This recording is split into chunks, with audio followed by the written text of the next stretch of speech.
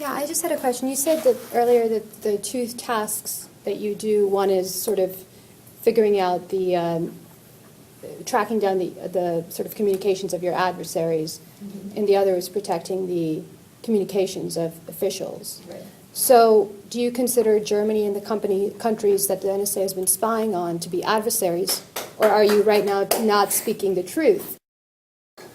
I mean, do you consider Germany, et cetera, an adversary, these European countries, or are you right now not telling us the truth and lying when you say that actually you simply track the, you keep focusing on that, but clearly the NSA is doing a lot more than that, as we know. So I'm just asking for a clarification. What our foreign intelligence requirements are.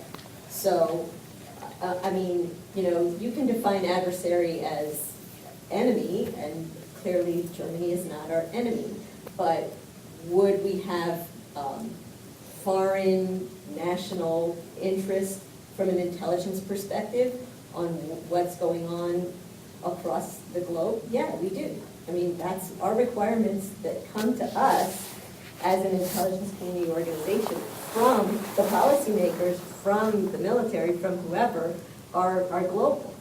So by adversaries, you actually mean anybody and everybody. There's nobody then, by your definition, that is not an adversary. Is that correct?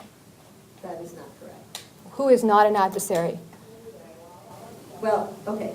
I can answer your questions, but the reality is... No, I'm just trying to get the clarification because you told us what the two nodes of your work are, but it's not clear to me what that encompasses. And you're being fairly unclear at the moment about what you consider to be an adversary. Apparently it's somebody who's not just an enemy. So it's something broader than that, and yet it doesn't seem to encompass everyone. So what is the...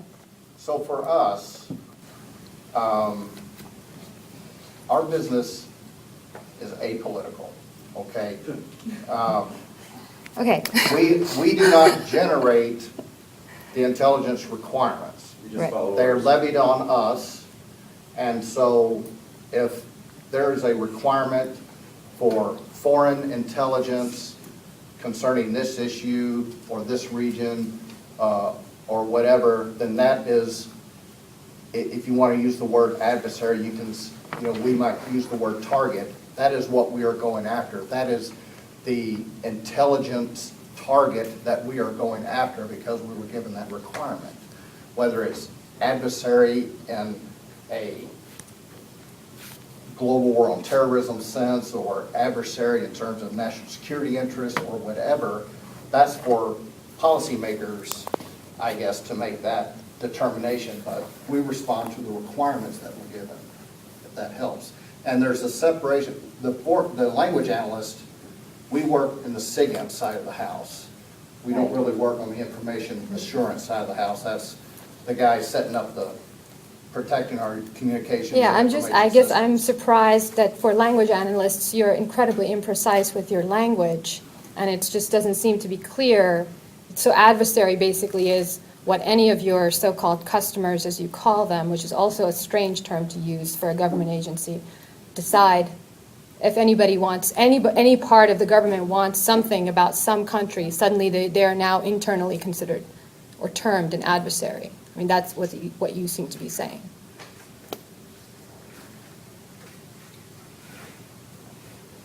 I'm saying you can think about it using that term. But the reality is, it's our government's interest in some aspect of what a foreign country is doing. Right. So adversary can be anyone. As long as they levy the requirement on us through the right vehicle that exists for this, Right. and that it is defined in terms of being a foreign intelligence requirement. There's a national framework of foreign intelligence, what's it called? Huh? The NSA? Yes, yeah, the National Prioritization of Intelligence Framework or whatever, that determines these are the issues that we're interested in, these are how they're prioritized. Your slide said adversary, and I agree with you. I mean, I think target would probably be a little bit better, but it's not actually just a word game. The problem is that these countries are fairly, I mean, it's one thing I think Afghanistan probably is not shocked to realize that they're on the list to be surveilled. I think Germany seems to be quite shocked at what has been going on. So this is not just a word game, obviously, and you understand that as well as I do. So it's very strange that you're selling yourself here in one particular fashion. It's absolutely not true. I don't think we're selling ourselves in an untrue fashion. Oh, this is a recruiting session, and you're telling us things that aren't true. I mean, and, we also know that the NSA took down brochures and fact sheets after the Snowden revelations because those fact sheets also had severe inaccuracies and untruths in them, right? So how are we supposed to believe what you're saying? I have a lifestyle question that you seem to be selling. It sounds more like a colonial expedition. The globe is our playground was the words that you used, the phrasing that you used. And, you seem to be saying that you can do your work, you can analyze said documents for your so-called customers, but then you can go and get drunk and dress up and have fun without thinking of the repercussions that your information that you're analyzing has on the rest of the world. And I also want to know what are the qualifications that one needs to become a whistleblower, because that sounds like a much more interesting job.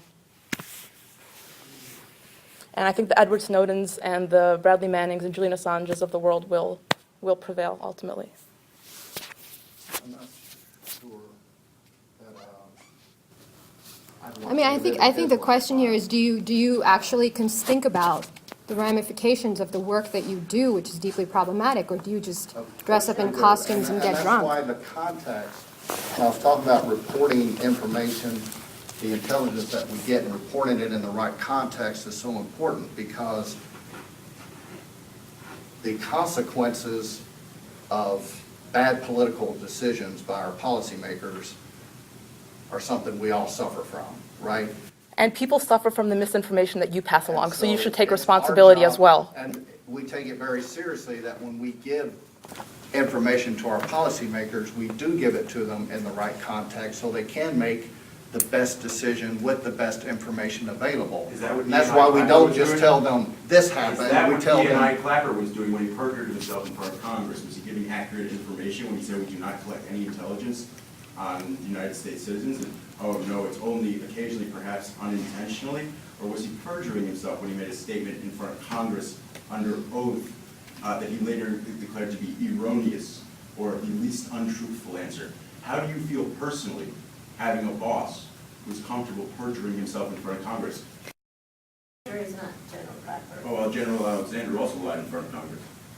I don't believe that he did. Well, probably because access to the Guardian is restricted at Department of Defense computers. I'm sure that they don't encourage people like you to actually think about these things. Thank God for men like Edward Snowden, who your organization is now part of a manhunt, trying to track down, trying to put in a little hole somewhere for the rest of his life. Thank God they exist. And why are you denigrating anything else done with language? We don't do that. We don't read cultural artifacts, or we don't read poetry or things like that. There are other things to do with language than joining this group, okay?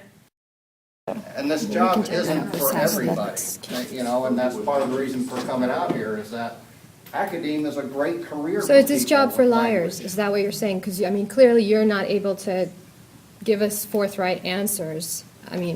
Do you, given the way that the NSA has behaved, given the fact that we have been lied to as Americans, given the fact that fact sheets have been pulled down because they clearly had untruths in them, given the fact that Clapper and Alexander lied to Congress, is that a qualification for being in the NSA? Do you have to be a good liar?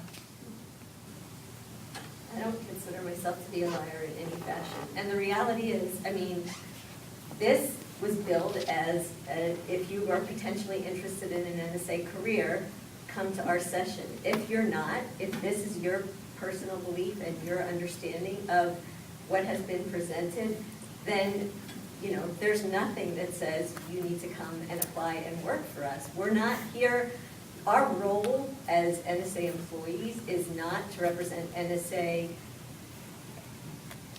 the things that are in the press right now about NSA to the public. That's not our role at all. That's not my area of expertise. I have not read every Right, but you're single here thing. recruiting, and so you're selling the organization. So, I'm less interested in what your specialized role is within the NSA. I don't care.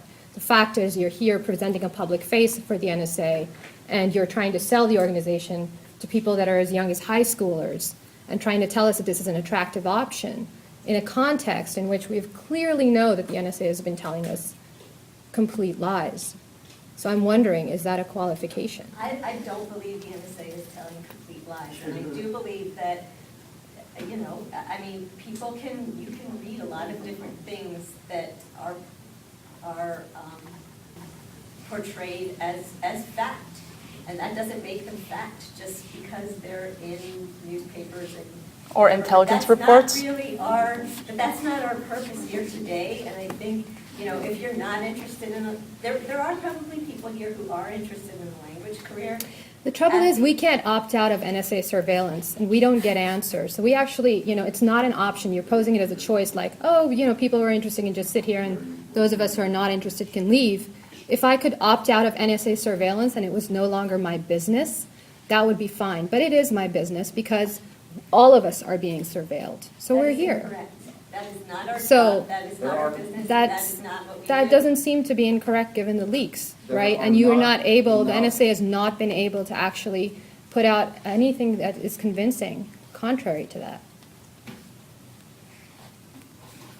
I don't understand what's wrong with having some accountability, so, you know, if you wanted to have a We cop-out. We have complete accountability, and there's absolutely nothing that we can or have done without approval of the three branches of the government. The programs that were Did you read the enacted. New York Times? Did you read about warrantless illegal wiretapping? Why are you lying? Did you read Out of the respect for Senate anyone who wants to Judiciary work for this Review on people. us?